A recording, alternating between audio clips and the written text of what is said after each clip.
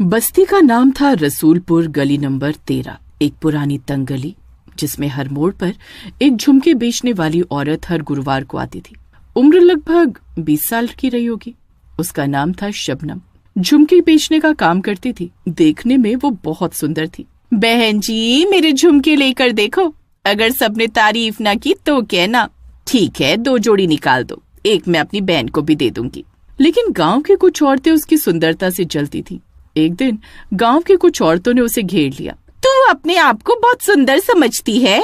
नहीं दीदी, ऐसा नहीं है। तेरी वजह से हमें कोई देखता तक नहीं है। तू एक डायन है, डायन। सब पर जादू किया हुआ है। इतना कहकर सबने शबनम को पीट पीट कर मार डाला और उसकी लाश को नाले में फेंक दिया। 40 साल तक सब ठीक था। फिर एक दिन एक और औरत आई। झुमके ले लो, झुमके। लाल आंखें और हाथ में एक लोहे की पुरानी थाली। थाली में ढेर सारे झुमके, कुछ चांदी के, कुछ सोने जैसे चमकते।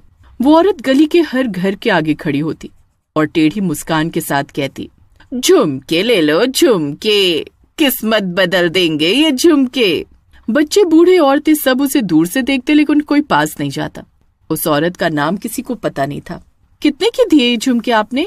अलग अलग रुपए के हैं सारे। ठीक है, दे दो ये वाले। जी ठीक है। औरत मुस्कुराई और झुमके देकर चली गई। जैसे ही वो गई, शिवानी भी अंदर चली गई और झुमके अलमारी में रख दिए। फिर वीरवार का दिन आया। ऐसे ही शिवानी धीरे धीरे बीमार होती गई। किसी को कुछ पता नहीं चला कि उसको हुआ क्या। फिर एक दिन वो मर गई। ना जाने क्या हुआ, शिवानी तो बिल्कुल ठीक थी। पता नहीं, मुझे तो झुमके वाली पर शक है।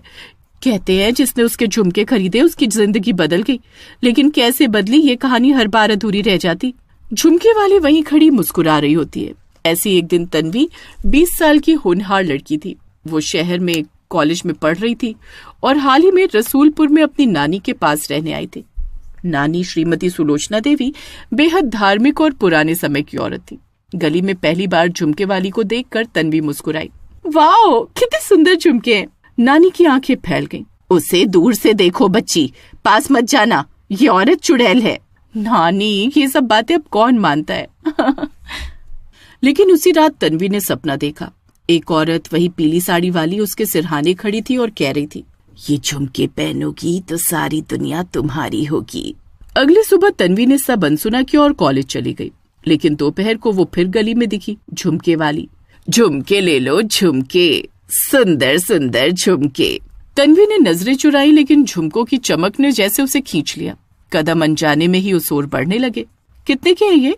तू चाहे तो फ्री में ले जा, पर एक वादा करना होगा। क्या वादा? हर गुरुवार तुझसे कोई न कोई गहना लिया जाएगा, लेकिन बदले में तुझे और मिलेगा। तन्वी हंस पड़ी। उसे ये कोई मजाक लगा। अच्छा, मतलब आप मेरे साथ लेन देन करना चाहती हैं? हाँ, कुछ ऐसा ही समझो। तन्वी ने उसकी बातों पर गौर नहीं किया और बात करते हुए उसने एक जोड़ी नीले झुमके लिए और अपने कानों में पहन लिए। ये अच्छे लग रहे हैं ना मुझ पर? हाँ, बहुत। तो यही ले रही हूँ मैं। वो झुमके उतारने लगती है, लेकिन वो औरत उसको मना कर देती है।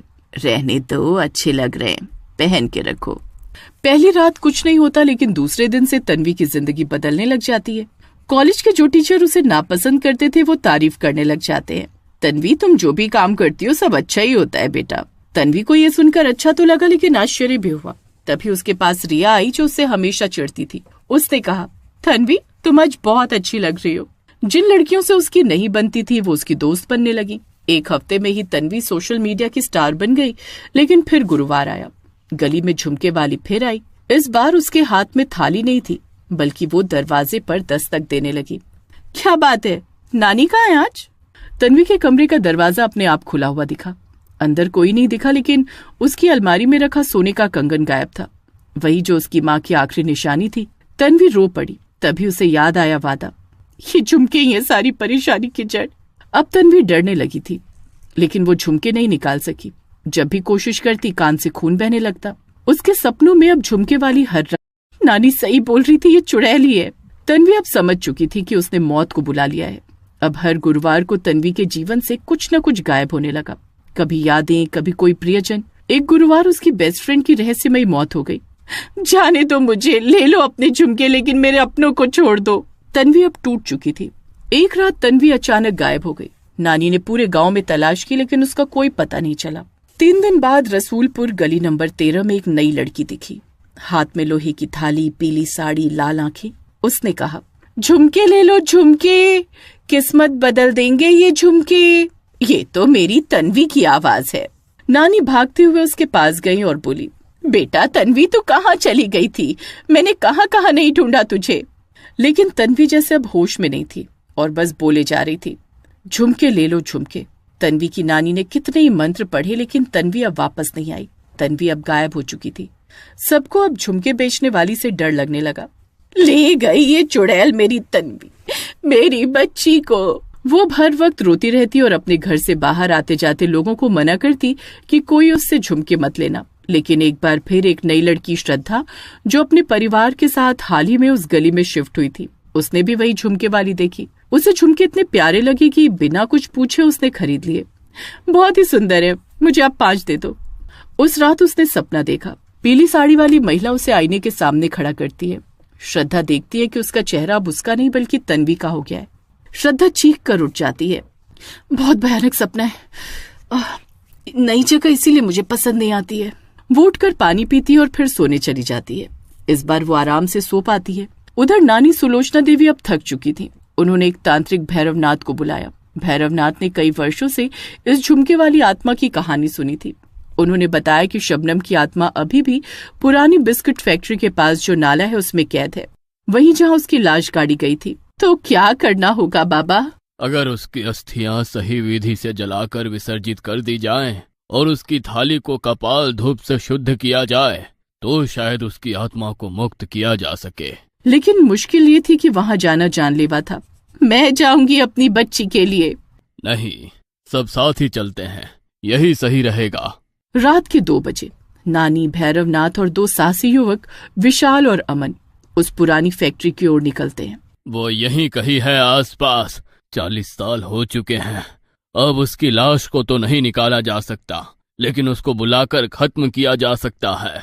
लेकिन वो आएगी कैसे? उसने तन्वी को भी पकड़ा है ना। तुम तन्वी को आवाज लगाओ, वो जरूर आएगी।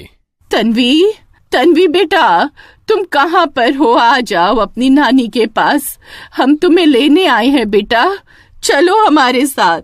बाबा अपने मंत्र पढ़ना शुरू कर देता है और देखते ही देखते सामने से तन्वी चलते हुए आ जाती है। आपने मुझे क्यों बुलाया नानी? अब मैं आपकी तन्वी नहीं रही, अब मैं बस एक गुलाम हूँ, इन झुमकों की गुलाम। काश मैंने आपकी बात सुन ली होती तो आज मैं यहाँ नहीं होती। नहीं बेटा, ऐसे मत बोलो, हम तुम्हें बचाने ही आए हैं। कहाँ है वो चुड़ैल? तभी वहाँ पर चुड़ैल प्रकट होती है। मुझे ढूंढ रहे हो क्या तुम लोग? अब मुझे हराना मुमकिन नहीं है। मुझे गए 40 साल हो चुके हैं, तब तो तुम लोगों में से किसी ने मेरी मदद नहीं की, तो अब क्या करने आए हो? तन्वी चुपचाप चुड़ैल के पीछे जाकर खड़ी हो जाती है। लेकिन इस बार नानी तय करके आई होती है कि वो अपनी पोती को अपने साथ लेकर जाएगी। बाबा मंत्र पढ़ने लगता है और बातों बातों में नानी ने बाबा के कहने पर श्रद्धा से 2 झुमके ले लिए होते हैं। बाबा मंत्र पढ़कर झुमकों को भस्म करते हैं, जिससे तन्वी पूरे तरीके से होश में आती है और उसके कान से वो झुमके गिर जाते हैं तो वो चीखने लगती है, मुझे खत्म करना इतना आसान नहीं है, मैं फिर वापस आऊंगी। और तुमने तन्वी को तो बचा लिया, लेकिन मैं फिर बदला लूंगी सबसे। तन्वी अपनी नानी को पकड़कर रोने लग जाती है और बोलती है, नानी, अब से मैं आपकी सारी बात मानूंगी, मुझे माफ कर दो नानी, मैंने आपकी बात नहीं सुनी। नहीं मेरी बच्ची, गलती बच्चों से ही तो होती है, मैंने तो तुझे हमेशा माफ किया है। चल अब घर चलते हैं। सब बाबा को धन्यवाद देते हैं और घर की तरफ चल देते हैं।